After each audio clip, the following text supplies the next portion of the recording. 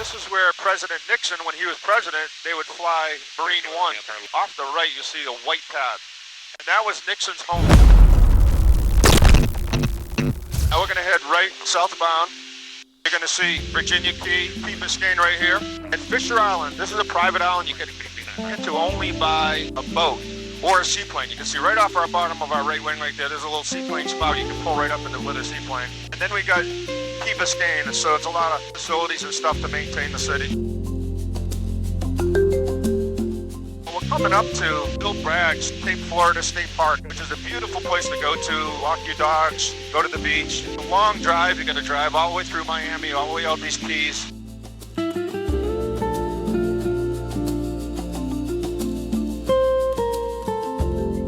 Right, so we're coming up on the state park. You can see it off the right-hand side here, and it goes all the way down to the tip. You can see the lighthouse and stuff. This is the Bill Baggs Florida State Park. He was an American journalist and an editor. He was with I think it was Miami Herald back then. He did a lot for conservation and saving the environment. 1957 is when he stopped, but he had Pulitzer Prizes and all kinds of stuff. In 1967, they named this park after him, and that's what you see here off the right-hand side. And basically this whole key, but beautiful beach to get to. It's a long drive, but you see all the parking inside here. You got the lighthouse, beautiful beach area.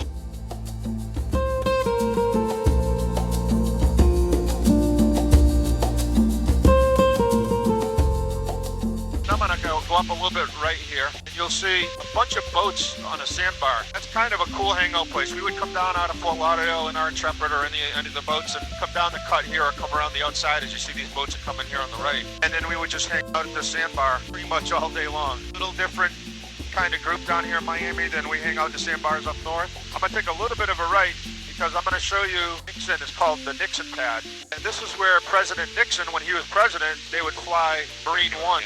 Off the right, you see the white pad. And that was Nixon's home. Now, that home's been rebuilt since then. But you can see that white pad there with a boat sitting out in front of it. And then that's where they landed the helicopter when he came down to Miami. And obviously that home's a little bit more modern, but that was his whole property right there. And that pad is built crazy. It's all concrete and stuff, so they built it just for him. It'll probably be there for 1,000 years.